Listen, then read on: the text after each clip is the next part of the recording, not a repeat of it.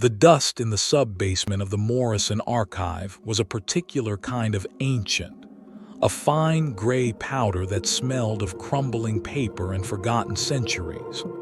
Arthur Penderghast, head archivist for 12 years, navigated the labyrinth of steel shelving with the practiced ease of a man who preferred the company of the past to the chaos of the present. He was a creature of order, his world defined by catalog numbers, acid-free boxes, and the quiet, rational progression of history. The ghost stories whispered by junior staff about the lower levels, tales of cold spots and whispering stacks, were to him the charming follies of an undisciplined imagination. His task that afternoon was a simple recataloguing project, but a warped floorboard near the back wall caught his meticulous eye. A gentle press of his heel revealed a slight give. Kneeling, his fingers found a nearly invisible seam in the aged oak. With a soft click, a small, recessed compartment sprang open, releasing a puff. That same ancient dust. Inside rested a box. It was small, no larger than a shoebox, crafted from a dark, unvarnished wood that was cool to the touch. A brittle, yellowed paper seal was affixed to the lid, stamped with the archive's crest and a date, October 17, 1911. Arthur's pulse quickened, not with fear, but with the pure, undiluted thrill of discovery. This was an unlogged artifact, a secret from his own domain. He broke the seal with the tip of his pen knife, the sound a dry crack in the silence. The lid lifted without a hinge, simply a separate piece. The interior was lined with faded velvet, and nestled within were a dozen objects, each resting in its own custom hollow. They were not books or documents, but fragile black shellac phonograph discs, each about 7 inches across. Their surfaces were unnervingly pristine, free of the scuffs and scratches of age. A single paper label was affixed to the center of each, bearing a name handwritten in a sharp, copperplate script, and below it a date. Arthur picked one up. It felt strangely dense. The name read Alistair Finch. The date was March 14 of the following year. He frowned. A recording from 1911 with a future date, an archival error surely, a misspelling. His rational mind immediately began constructing explanations. A prank by a long-dead colleague, a misprint, a code for something else. His eyes scanned the nearby shelves and landed on a bulky, wooden contraption shrouded in a canvas cover.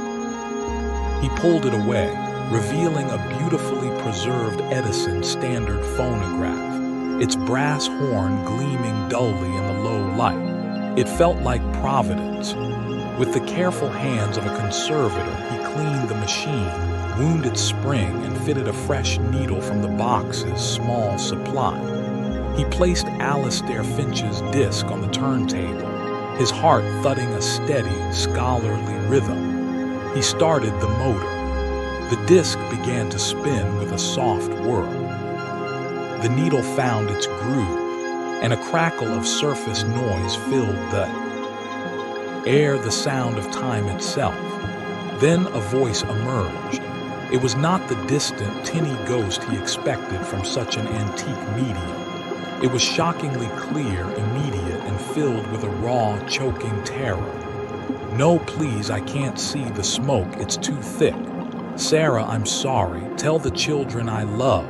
The voice was cut off by a final, guttural gasp, followed by the relentless hiss of the empty groove. Arthur stood frozen. The air left his lungs. He knew that name.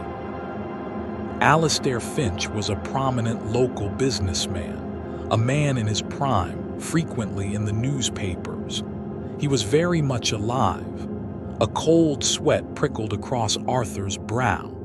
His hands, usually so steady, began to tremble as he lifted the needle. This was no error, no prank. This was a recording of a man's death, a death that had not yet happened. The solid floor of his rational world gave way, plunging him into a vertigo of impossible, chilling dread. For a long time, Arthur could only stare at the silent phonograph, the echo of Alastair Finch's final, suffocating plea clinging to the dusty air. His hands, still trembling, returned the shellac disc to its velvet nest as if it were a live explosive. The rational explanations he had so carefully constructed lay in ruins. This was no misspelling. This was a catalogue of doom. With a newfound, sickening reverence, he began to examine the other discs. Each name was a mystery, each future date a sentence. He handled them with the extreme caution their horrific content demanded, his archivist's mind automatically noting the consistent, sharp penmanship, the pristine quality of the shellac that defied its age. He was halfway through the box when his fingers brushed against a label and froze. The name was Clara Penderghast. The world shrank to the small, black circle in his hand. His sister. His only family since their parents had passed. The fiercely independent woman who teased him for his dusty profession, but always had a pot of tea waiting when he visited. The woman who was, at this very moment, alive and well in her flat across the city. His eyes dropped to the date. It was 2 days from now. A cold, sharp panic, entirely alien to his ordered nature, seized him. It was a physical sensation, a band of iron tightening around his chest. His breath hitched. Clara. The thought was a silent scream in the archive's profound quiet.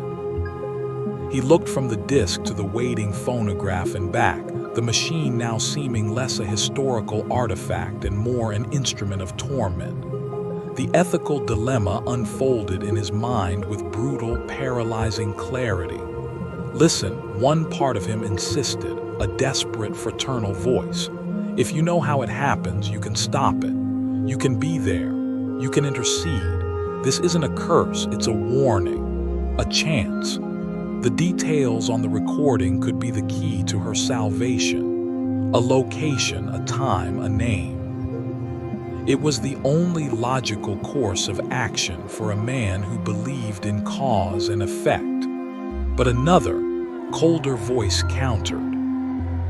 Rising from the newfound chasm of dread the box had opened. And what if knowing makes it inevitable? What if by listening you set the events in motion? What if you hear the specifics, the sound of the impact, the name of her assailant, the desperation in her own voice, and you are powerless to stop it? The burden of that knowledge, the vivid, auditory memory of his sister's last moments, would be a ghost that would haunt him for the rest of his life. It would be a weight far heavier than ignorance. Was this a burden any brother was meant to carry? His gaze fell upon the small, coal-burning stove in the corner, used to heat glue for repairs. A swift, brutal solution. He could take the disc, place it on the grate, and reduce the prophecy to a curl of acrid smoke and melted shellac. He could unknow the date, unsee the name. He could walk out of this basement and call Clara, warn her to be careful in the most general of terms, and trust to fate. It would be the coward's way out, perhaps. But it would preserve his sanity. He stood there, caught in the agonizing stasis of choice. The disc in his hand felt unnaturally cold and heavy, as if it were made of lead instead of shellac. It was no longer just a recorded object. It was the physical manifestation of foreknowledge, its weight the gravity of a future not yet written. He clutched it tighter, his knuckles white, his mind a frantic pendulum swinging between hope and horror. In the end, he could do neither. He could not lift the disc to the phonograph. nor could he bring himself to consign it to the flames. He simply stood, paralyzed in the silent basement, clutching the cold, black circle that held his sister's fate.